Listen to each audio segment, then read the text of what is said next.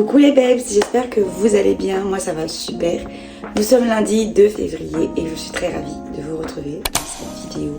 C'est la première vidéo du mois de février. Pour vous donner un peu de contexte très rapidement, je suis en télétravail aujourd'hui, donc je me suis dit, bon, qu'est-ce que je peux faire? Je vais un peu vous montrer ma corporate life. Surtout qu'au bureau, je ne peux pas vraiment filmer, enfin je ne vais surtout pas rentrer un peu dans l'intimité de mes collègues et je préfère garder ce cocon professionnel pour moi.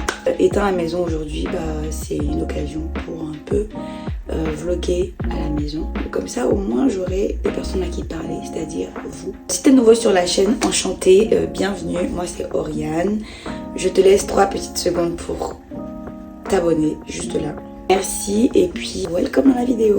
Alors, c'est vrai que je vous ai pas parlé de mon taf, donc je suis consultante en transformation digitale dans un cabinet de conseil. Du coup, mon job consiste à accompagner les entreprises qui veulent intégrer de nouvelles technologies dans leur boîte.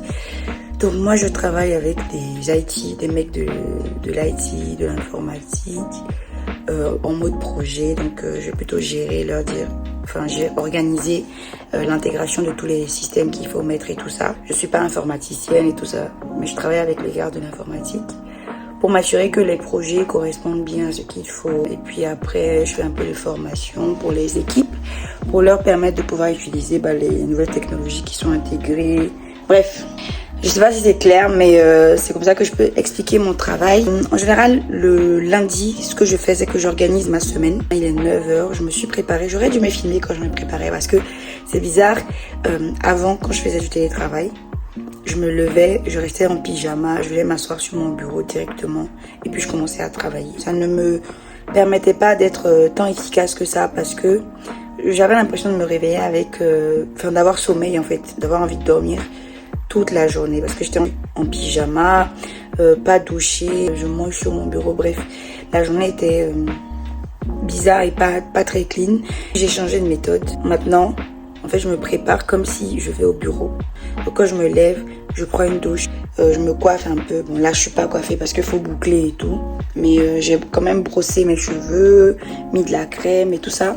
Je me sape pas, mais je porte quand même des habits qui sont différents de mon pyjama. Donc je me change parce que si je reste en pyjama, je suis pas trop dans le mood. Je me change et puis je me pose sur mon bureau. Et ça me permet d'un peu hacker mon cerveau pour lui faire comprendre que on fait autre chose que dormir. Parce que quand je reste en pyjama et tout ça, j'ai trop envie de dormir en vrai. Toute la journée, je suis lente, mais vraiment. Alors que quand je me lève, que je me prépare et tout, mon cerveau comprend que là, on va travailler ou on va faire quelque chose de différent. Donc, il faut bien se réveiller. Et puis, après ça, je me fais un petit déj et tout. Donc, je vais d'abord faire ma to-do, prévoir les gros trucs que j'ai à faire cette semaine. Et puis, aller faire mon petit déj, me poser, manger et vraiment commencer à bosser. C'est vraiment parfait que je sois en télétravail le lundi.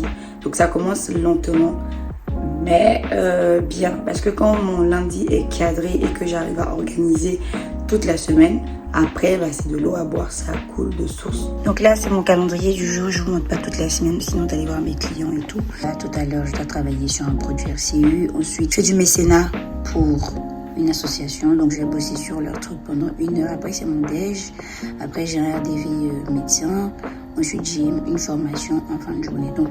Donc comme je l'ai dit, la journée est vraiment light aujourd'hui. Faut que je mange parce que sinon je vais tomber. Donc je vais faire mon omelette très rapidement et commencer à bosser.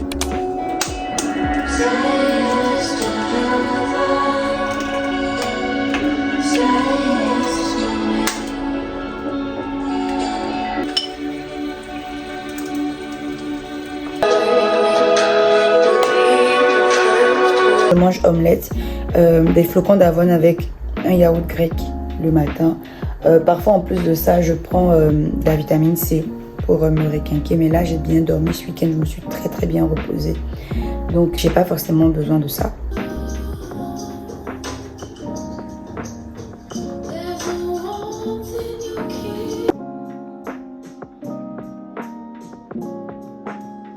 Là j'ai beaucoup avancé sur ce que je faisais, du coup je vais prendre ma pause dans pas longtemps. Il est 12h47, normalement ma pause je la prends à 12h30, mais là je vais la prendre à 13h, histoire de finir, juste faire quelques finitions sur ce que je suis en train de faire. J'aime bien les journées comme ça où quand je suis chez moi, je peux vraiment avancer sur ce que j'ai à faire. Donc mes jours de télétravail, j'évite vraiment de me caler des réunions parce que ce sont les jours où je peux vraiment me concentrer.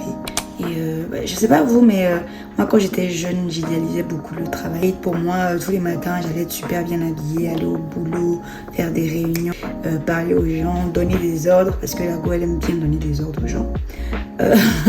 Quand on grandit, on comprend que ce n'est pas forcément la réalité. Que le travail, le monde corporate, c'est pas juste un ordinateur, des tenues, des outfits comme dans les séries qu'on a l'habitude de regarder, des réunions et tout ça. Ce n'est pas que ça, c'est aussi des moments de pression, de grosse pression. C'est des responsabilités et puis c'est une autonomie qui ne dit pas son nom. Le monde du travail en France, l'autonomie c'est quelque chose qui est extrêmement valorisé. Et puis on nous attend sur des résultats, donc il faut prouver au quotidien à ses boss, à ses équipes qu'on est à mesure de faire ce pour quoi on est recruté, ce pour quoi on est payé. Donc il y a une charge mentale qui est tout à fait réelle et c'est souvent à ce moment-là qu'on comprend que le confort qui est caché dans le travail demande en réalité beaucoup d'exigences, quoi. Malgré ça, travailler, moi, ça m'a offert beaucoup de choses très précieuses. Ça m'a offert la liberté de pouvoir vivre ma vie, la vie que je veux. Enfin, pas tant que ça, parce que le travail occupe une grosse partie de ma semaine. Mais plus ou moins, ça m'a offert de la liberté financière. Parce que c'est vrai qu'aujourd'hui, on a tendance à valoriser l'entrepreneuriat, à valoriser le fait d'avoir son propre business ou la vie sur les réseaux, devenir influenceur, pouvoir gérer son temps, voyager comme on veut et tout ça. Mais mine de rien, travailler, c'est un cadre. Le monde corporate, en tout cas quand j'ai travaillé, c'est travailler pour quelqu'un, être salarié. C'est un cadre qui permet aussi de s'organiser à sa manière, de construire ses journées selon son énergie. C'est une sécurité aussi, parce qu'on est sûr que tous les mois, on a un salaire. Contrairement aux gens qui entreprennent, on a tendance aujourd'hui à... Désolée, je regarde pas la caméra parce que je bosse en même temps. On a tendance aujourd'hui à valoriser... on a tendance à valoriser l'entrepreneuriat et à dévaloriser un peu la vie de corporate, être salarié. C'est une certaine sécurité et c'est super important d'avoir cette sécurité-là pour déjà réduire le stress. À titre personnel, travailler, ça m'a permis de me construire, de mieux me connaître parce que au travail, on travaille avec d'autres personnes, on est confronté à certains challenges, on apprend à connaître ses limites, ses forces, à savoir sur quoi on est compétent, sur quoi on n'est pas compétent. Moi, par exemple, je sais que sur la gestion de projet, je suis excellente là-dessus, sans me vanter. Et donc, si demain, je dois entreprendre, je sais que la gestion de projet, ça sera quelque chose dans lequel il faudra que je me lance. Parce que je vais me sentir plutôt à l'aise là-dedans. Travailler, moi, ça me permet de connaître mes forces et mes limites aussi, de savoir ce que j'accepte, ce que je n'accepte plus. Quand on est au travail, parfois les managers ils peuvent dépasser les limites. Moi, j'ai été dans un environnement hyper toxique. Je ne m'entendais pas du tout avec mon boss. Il parlait mal. Bref, il était impoli, ça faut le dire. Et du coup, ça m'a permis de voir jusqu'à quel point je peux être patiente, à quel point je peux fermer ma bouche. Et aussi de voir à quel moment il faut taper sur la table, il faut dire la vérité aux gens. On apprend la rigueur, la patience, la confiance en soi. Et puis il y a une certaine satisfaction quand on arrive à faire des choses, même quand ce n'est pas pour nous et qu'on se dit que c'est pour enrichir quelqu'un d'autre. Mais le fait de pouvoir gérer des choses nous-mêmes, il y a une certaine satisfaction qui permet aussi d'avoir confiance en soi. Donc le travail, c'est pas toujours agréable. Ce qui est super important quand on est salarié, quand on travaille, il ne faut pas que le travail soit toute notre vie. Mais en même temps, il ne faut pas déprioriser le travail pour toute la vie qui est à côté. Parce que moi, je connais des gens au boulot qui disent « Non, mais moi, je suis là juste pour le salaire, j'en ai rien à foutre et tout. » Parce que si on est là et qu'on n'en a rien à foutre tout le temps, on n'évolue pas, tant que ça, on n'apprend pas. Puis même, il n'y a pas de satisfaction personnelle. Donc, en fin de compte, on va être malheureux. Donc, il faut apprendre à aimer ce qu'on fait, à bien le faire, à chercher ce qui est bon là-dedans. Et puis si on se sent pas bien, si c'est un environnement qui est toxique, dans lequel on est rabaissé par les autres et tout ça, faut partir et puis il faut chercher un travail dans lequel on se sent mieux. Tout à l'heure, je vais prendre ma pause. J'ai pas très faim, mais je vais regarder un épisode de ma série. Je regarde Les Nounous en ce moment. C'est une série ivoirienne qui raconte un peu la vie des employés de maison. Des nounous, on les appelle les nounous en Côte d'Ivoire, des employés de maison, comment ça se passe, en tout cas tous les challenges qu'elles peuvent vivre quand elles sont à leur poste, donc dans les maisons. C'est hyper drôle, franchement, je vous conseille cette série-là. Moi, les séries africaines, j'aime tellement. Enfin, en vrai, moi, je regarde pas beaucoup de séries africaines. Mes seules références, c'est Ma Famille, donc c'est des séries ivoiriennes surtout, et puis quelques séries nigériennes et sud-africaines que je regarde sur Netflix. On prend la pause, je vais manger à Loco. Je vais offrir à Loco et manger, puis regarder un épisode de ma série, et puis revenir à 14h pile. Ah, monsieur, laisse-moi seul, s'il te plaît. Bien sûr, monsieur. Emmanuel, tu sais qu'un jour, tu vas devoir faire un choix. Toti, c'est le jeu. C'est le game, c'est ça. En fait, c'est pour faire diversion, tu vois. En tout cas, moi, j'aime pas ça. Faut pas m'insulter devant lui. Attends, Toti. Papa? Oh, bon Dieu. C'est moi le café, j'ai boire une partie. Ne dépêche-toi. Quand tu parles de quel café, on sort à peine de table. Qui a parlé de café? Moi, j'ai parlé de café. J'ai dit à ta fille de me servir du jus de citron. Elle me regarde comme elle est confortable. Donc, moi, je crois qu'on va dans la fête. C'est la fin de ma pause, c'est passé méga vite. J'ai regardé un épisode de ma série. C'est ce que j'avais prévu aussi, j'ai mangé. Et puis là, j'ai commencé à somnoler. Et puis, je me suis dit, bon, je regarde l'heure, je vois l'heure. Il est 13h55. J'ai mon call dans 5 minutes exactement. Donc, on va se poser. Je vais commencer à bosser. Voilà, je vais prendre un fruit pour manger. Réveiller un peu.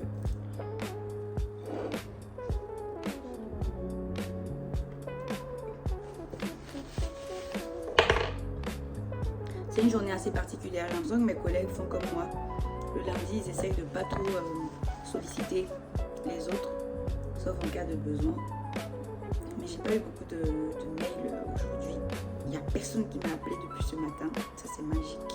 Bosser sans entendre la sonnerie de Teams. C'est incroyable. C'est une sensation qui est... on ne peut pas comprendre. Enfin, vous pouvez comprendre si vous travaillez. J'ai envie de sortir pour marcher un peu depuis ce matin. Je suis enfermée, Les gars, il est 19h19 et je n'ai absolument pas vu l'heure passer. L'après-midi était un peu chargé. J'ai eu mon call, après j'ai enchaîné, j'ai appelé un collègue pour lui poser une question.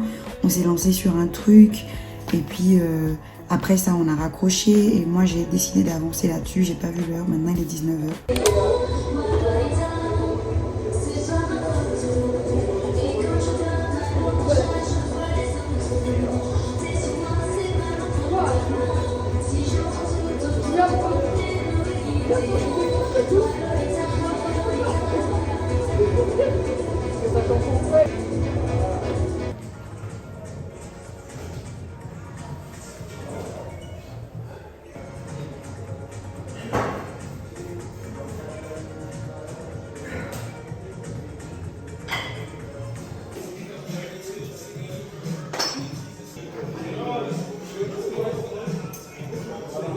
Alors du coup là j'ai terminé ma séance.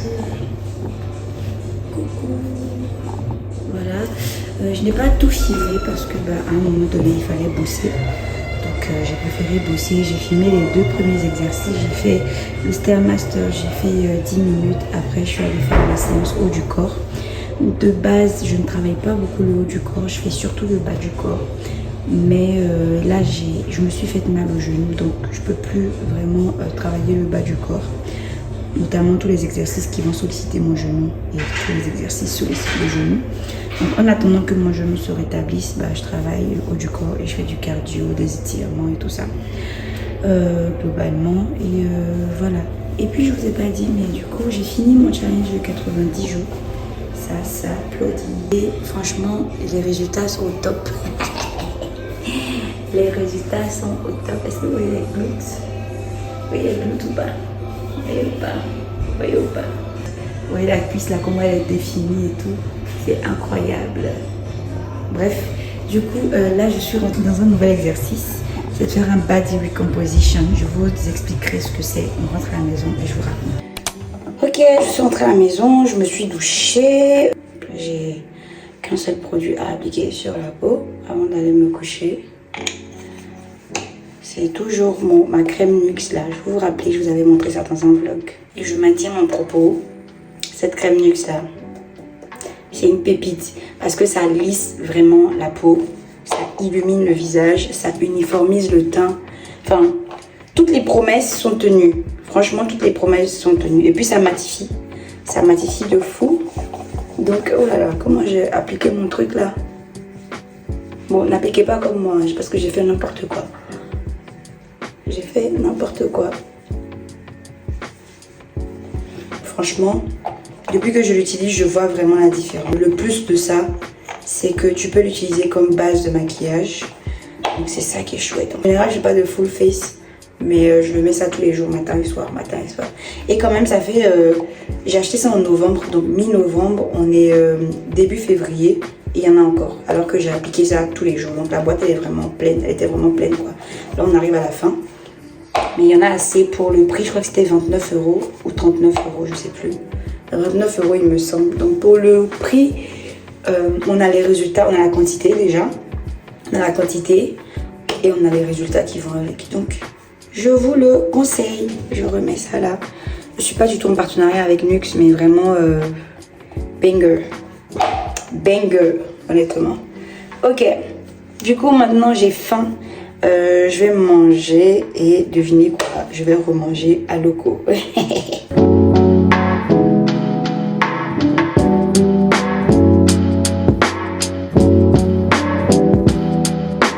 Du coup, comme je vous avais expliqué, j'ai terminé mon programme, mon challenge de 90 jours de sport. Si vous vous rappelez, je vous avais dit que c'était surtout pour me discipliner. Donc je suis extrêmement fière de moi. Surtout que malgré le fait que le challenge soit terminé, je continue d'aller à la salle de sport. Et ça m'a même donné des idées pour d'autres choses. Donc à la fin de mon challenge, j'ai observé des résultats incroyables. Surtout au niveau de mon fessier, de mes cuisses, en tout cas le bas du corps. Parce que c'est surtout là où j'ai mis l'accent. Quand je commençais, mon but c'était surtout d'avoir des abdos. Et puis en faisant des exercices, je me suis très tôt rendu compte que c'est pas les exercices qui allaient me donner des abdominaux, mais surtout qu'il fallait que je perde du gras parce que j'ai tendance à stocker du gras moi dans l'abdomen et dans le dos. Pendant les 90 jours, j'ai mis l'accent sur le fessier, j'ai fait du cardio, j'ai très peu travaillé le haut du corps. En général, quand je faisais des séances haut du corps, c'est que c'était surtout des séances full body. Et puis là, le challenge est terminé. En vrai, je suis pas allée au sport tous les jours pendant les 90 jours. Il y a eu des manquements, il y a des jours où je pouvais pas parce que j'avais des obligations, parce que je devais voir des amis, parce que je me sentais pas bien. Et puis je suis partie à Abidjan sur la fin. Donc j'étais au 75e jour à peu près et je suis partie à Abidjan. Donc étant à Abidjan, je faisais de la corde à sauter dans ma chambre, mais je me suis pas inscrite dans une salle de sport parce que j'étais là-bas, bien évidemment, pour kiffer. Donc j'ai profité, je faisais un peu de corde à sauter par-ci par-là et puis c'est tout quoi, mais pas vraiment de sport. Donc quand je suis revenue, il me restait une quinzaine de jours à faire, donc j'ai fait ça sur le mois de janvier et puis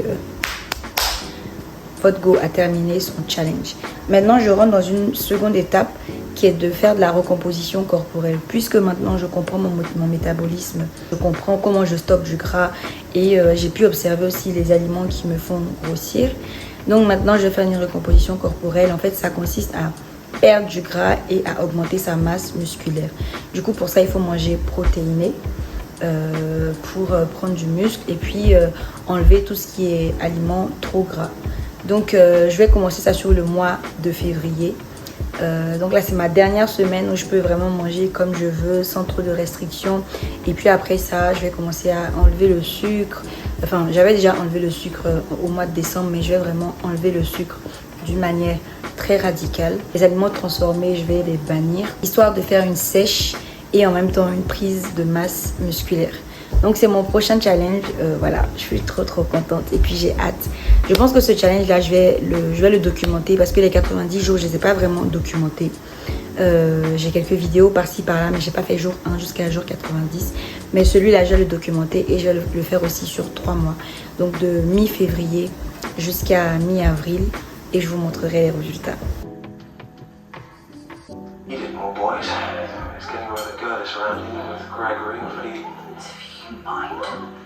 Well, I don't count on Miss Bridgerton to have any young men around, but if Miss Hyacinth has her way, she should make her debut any day now. Mama.